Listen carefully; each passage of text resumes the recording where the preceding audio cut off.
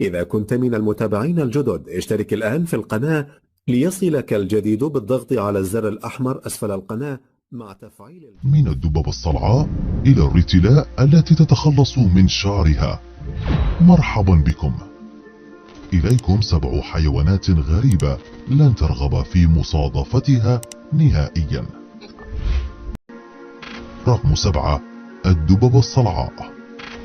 تتمثل الصورة الذهنية التي تكونت لدينا عن الدببة في أنها حيوانات كبيرة الحجم يجب علينا احترامها وأحيانا الخوف منها، ولكن في بعض الأحيان نشعر بالتعاطف نحوها نظرا لمظهرها المكتنز، إلا أن هذا كله قد يتغير إذا رأيت دبا دون شعر. في نهاية عقد 2000 كانت دبة تدعى دولوريس و7 أخريات من إناث الدببة من أمريكا الجنوبية محط الأخبار نظرا لفقدانهن الغريب للشعر. تسببت هذه الحالة في الكثير من التأثر لدى الأطباء البيطريين في حديقة الحيوان الذين في بداية الأمر أرجعوا سبب هذه الحالة إلى مشكلات جينية، ولكن تبين فيما بعد أنه قد يرجع سبب هذه الحالة إلى الضغط الذي يتعرض له الحيوان نظرا لوضعه في الأسر. رقم 6: سلحفاة البحر. عادة ما تبدو لنا السلاحف حيوانات لطيفة وجذابة، ولكن لهذه الحيوانات جانب مرعب وهو فمها من الداخل. هناك 7 أنواع مختلفة من السلاحف البحرية، أصغرها حجما اللجأة الأطلسية، وأكبرها حجما السلحفاة جلدية الظهر. قد يصل وزنها إلى 900 كيلوغرام. لدى تلك السلاحف سببا منطقيا يجعل فمها يحتوي على أشواك بداخله، وهو أن حميتهم الغذائية تعتمد على التهام كميات كبيرة من قناديل البحر. عادة ما تقوم قناديل البحر بحماية نفسها عن طريق لسعاتها السامة، وبالتالي توجد هذه الأشواك من الكيراتين داخل فم السلاحف من أجل حمايتها، وهي تسمى بالحليمات. كما أنها تساعد السلاحف على مضغ الطعام والتخلص من المياه المالحة الزائدة.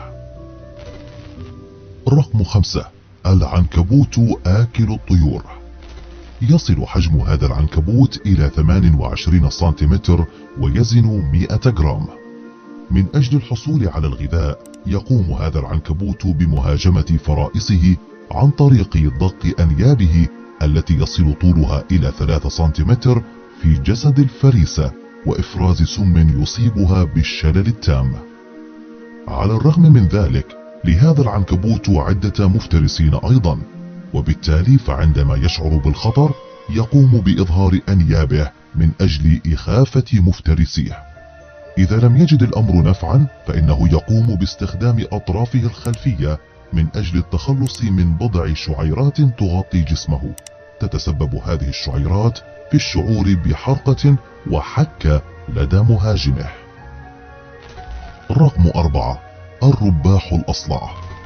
في عام 2013 بينما كان يسير بين الشجيرات على مقربة من منزله بمدينة كاريبا في زيمبابوي، شعر جورني وارنر البالغ من العمر 65 عاما برعب شديد عندما صادف رباحا أصلعا يصل ارتفاعه إلى 1.20 سنتيمتر.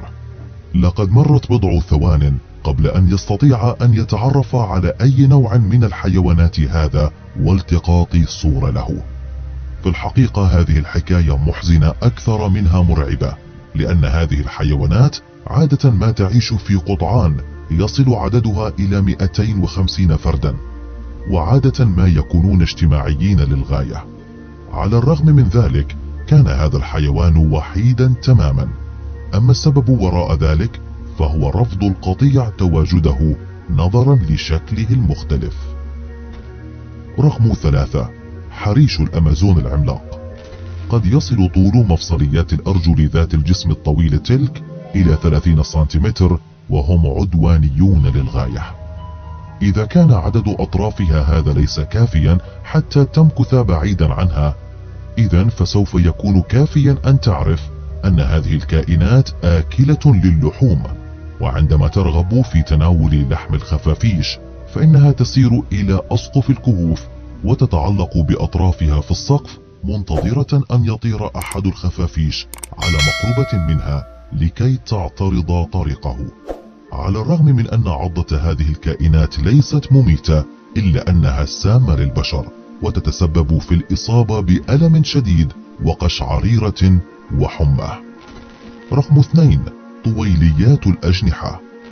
هناك 600 نوع تقريبا مختلف من هذه الكائنات في مختلف أنحاء العالم، ولكن الذكور هم الذين يثيرون الكثير من الخوف، لأن شكلهم يبدو وكأنه مزيج من العقرب والدبور. تخيل مستعمرة من هذه الحشرات تتوجه نحوك بسرعتها الكاملة. على الأرجح سوف تركض لتختبئ، ولكن في الحقيقة هذه الحشرات لا تمثل أي خطر بالنسبة للبشر، فعلى الرغم من أنها تحب اللحم البشري، إلا أنها تفضل ذلك اللحم الذي مر عليه بضع أيام بعد الوفاة. تتغذى هذه الحشرة على الجثث البشرية في حالة التحلل، وتضع بيضها داخل تلك الجثث. لذلك عادة ما يقوم الأطباء الشرعيين بالبحث عن بيض هذه الحشرة في الجثث من أجل تحديد توقيت الوفاة. رقم 1 وأخيرا، القرش العفريت. يعتقد الكثيرون أن القرش الأبيض الكبير هو أكثر أنواع القرش إثارة للرعب، ولكنه في الحقيقة لا يبدو كذلك مقارنة بالقرش العفريت. من أجل التهام الفريسة يقوم هذا القرش بمد فكيه إلى الأمام، مستخدما مجموعة مزدوجة من الأربطة في مفصل فكه العلوي. أما عن طوله فقد يصل بحد أقصى إلى 6 أمتار، ويصل وزنه إلى 700 كيلوغرام. لهذه الفصيلة لون وردي مميز لا يعود إلى تصبغ في جلده، وإنما لأن الطبقة الخارجية من جلده شفافة، مما يسمح برؤية لون دمه الأحمر وهو يتدفق داخله. هذا كل شيء أيها الأصدقاء لهذا اليوم. من بين هذه الحيوانات التي شاهدتها، أي منهم يبدو لك الأكثر غرابة ولا ترغب في مصادفته نهائيا؟ اترك تعليقا. قم بالضغط على زر أعجبني إذا أعجبك هذا الفيديو، واشترك معنا في القناة.